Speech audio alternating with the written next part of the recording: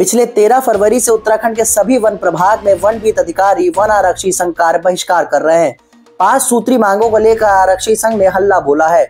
पूरे उत्तराखंड के करीब 2800 वनवीत अधिकारी और आरक्षी अपनी 5 सूत्री मांगों को लेकर अनिश्चितकालीन हड़ताल पर चले गए हैं, जिसको लेकर उत्तराखंड वन मंत्रालय द्वारा प्रदेश में होने वाली वनाग्नि की रोकथाम चुनौती बन गई है। हल्द्वानी में भी वन आरक्षी पिछले लंबे समय से आंदोलन कर रहे हैं, जिसमें मुख्य मांग उत्तराखंड अधिनियमित वन सेवा नियमावली 2016 को पुनः लागू किया जाए। 10 वर्षों तक संतोषजनक सेवा देने वाले अधिकारियों की पदोन्नति की जाए, वन आरक्षियों की वर्दी नियमों में संशोधन किया जाए, 1 माह का अतिरिक्त वेतन एवं आहार भत्ता दिया जाए, समस्त वन आरक्षियों को वाहन भत्ता बढ़ोतरी की जाए। उन्होंने कहा 2016 से पहले नियमावली के अनुसार वन दरोगा को पदोन्नति दी जाती थी, जिसे प्रदेश सरकार की कैबिनेट ने परिवर्तन किया, जिसके कारण वनवीट अधिकारियों के प्रमोशन नहीं हो पा रहे हैं। पूर्व में 100% प्रमोशन हो जाता था, लेकिन अब 12 साल होने के बावजूद भी उन्हें प्रमोशन नहीं मिल पा रहा है। आंदोलनकारी कर्मचारियों का कहना है कि कार्यक्रम सरकार वन विभाग के वनवीट अधिकारियों की मांगों का संज्ञान ले। ये मांगे हैं 2016 से पहले वन दरोगा के पद पर 100% पदोन्नति थी।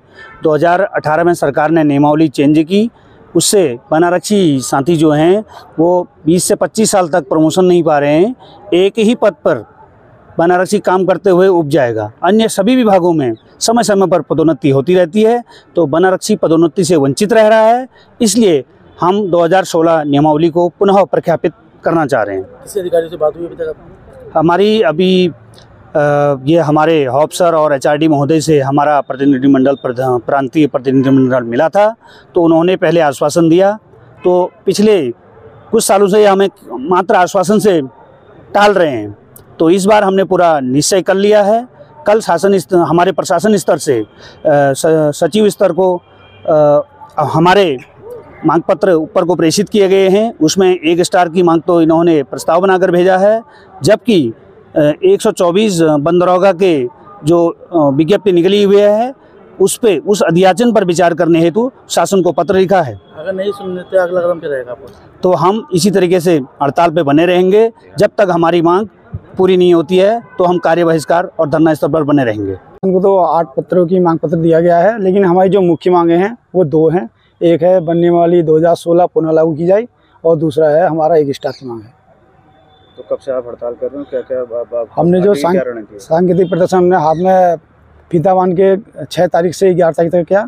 फिर 2 दिन का हमारा जो धरना प्रदर्शन था, सांकेतिक प्रदर्शन, वो वन विभाग में हुआ था, और 13 तारीख से हम लगातार यहाँ पर पूर्ण कार्य बहिष्कार में बैठे हुए हैं। अभी तक कोई वार्ता या किसी की बात नहीं? एक बार वार्ता के लिए बुलाया गया था, खाली आश्वासन देके छोड़ दिया गया।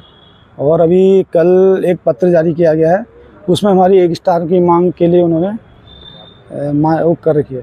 तो अभी आपकी क्या रणनीति? जब तक पूरा नहीं होगा हमारी ये रणनीति, तब तक हमारी जो दोनों मांग पूरी नहीं होगी तब तक हम यहाँ धरने बैठे रहेंगे, चाहे उसके लिए हमें कितने ही दिन बैठना पड़े, 1 दिन, 2 दिन, 10 दिन, 1 महीना, हम अपनी हड़ताल नहीं तोड़ेंगे। अगर शासन से DC पनेरू अध्यक्ष हल्द्वानी वन प्रभाग, हमारा जो वन दरोगा के पद हैं वो 1700 के आसपास हैं, वहाँ पर 33% डायरेक्ट भर्ती कर दी जा रही है। एक ओर से तो ये कहते हैं कि वन आरक्षी भर्ती में हमारी इन्होंने वहाँ पर शैक्षिक योग्यता बढ़ा दी है, और ऊपर से वहाँ भर्ती भी कर रहे हैं। भाई भर्ती करने की क्या ज़रूरत है? या तो हमारी तुम शैक्षिक योग्यता मत बढ़ाओ, और जो आज वन आरक्षी भर्ती हो गया है तो उसको रिटायरमेंट वन आरक्षी में ही होना है, और उसका कोई मतलब ही नहीं है प्रमोशन का, क्योंकि ऊपर तो पद खाली नहीं है।